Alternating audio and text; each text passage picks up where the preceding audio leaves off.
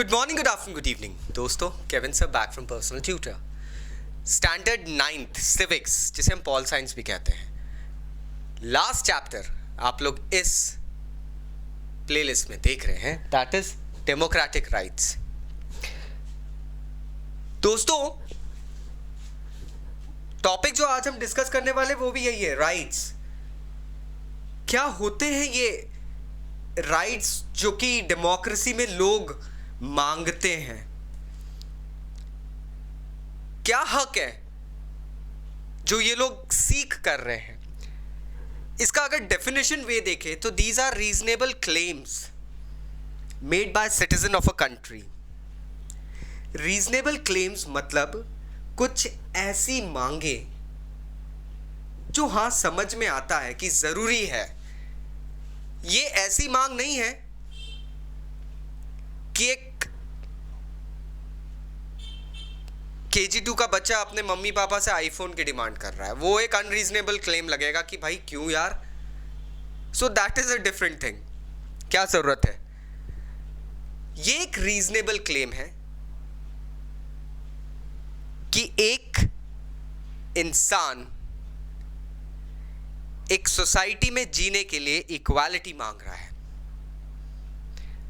Job opportunity चाह रहा है, बेसिक एजुकेशन, हेल्थ केयर चाह रहा है, फूड एंड सेफ्टी डिमांड कर रहा है। भाई आपके देश में रहते हैं हम, बेसहारा है, अगर सहारा मांग रहा है, निराश्रित है, आश्रय मांग रहे हैं, बूढ़े हो गए हैं, बच्चों ने घर से निकाल दिया है, एक बसेरा मांग रहे हैं। ये कुछ ऐसे रीजनेबल क्लेम्स हैं that are recognized by the society.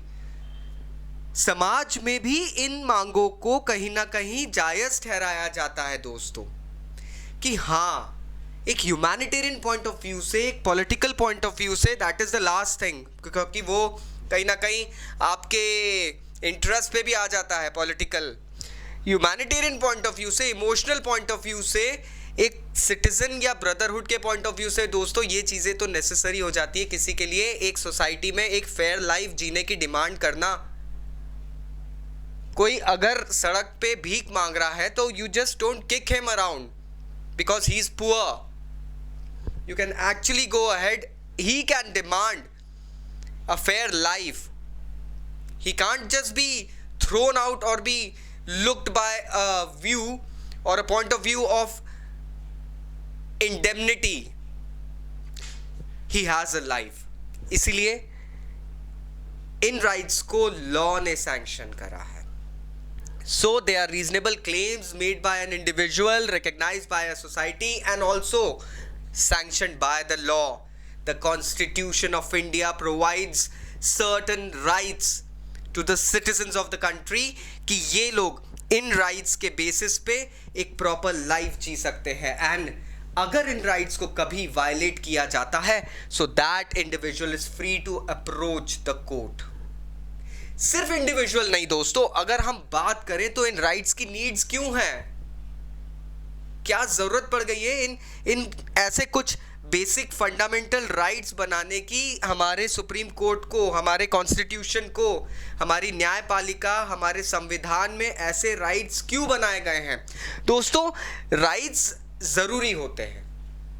हक, किसी को उसका हक देना जरूरी होता है, स्पेशली एक डेमोक्रेसी में, क्योंकि एक डेमोक्रेसी के सस्टेनेंस के लिए, उसको मौजूद रखने के लिए राइट्स प्रोवाइड करना, मांगे पूरी करना पड़ती है। एक इंसान का हक होता है वोट देके अपने पसंद का रिप्रेजेंटेटिव पार्लियामेंट में भेजना। उसी तरीके से उसका ये भी हक होता है कि वो अगर चाहे तो इलेक्शंस में खड़ा हो। It's is right. ऐसा नहीं है कि ये सिर्फ किसी पर्सन की बपौती है कि वही एक हक रखेंगे that he is the only one eligible to go to the honorary parliament.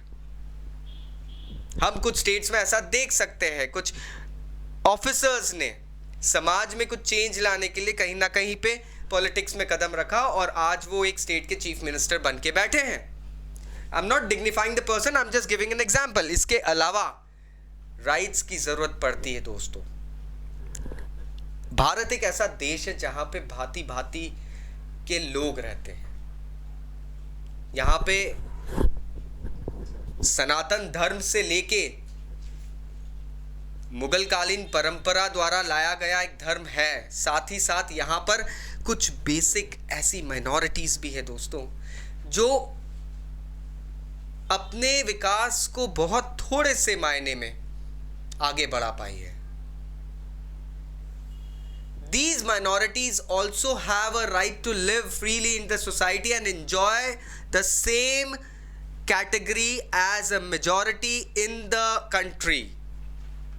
So, ये minorities को भी कहीं ना कहीं इन rights के through protection मिलता है. They are free to proclaim their religion.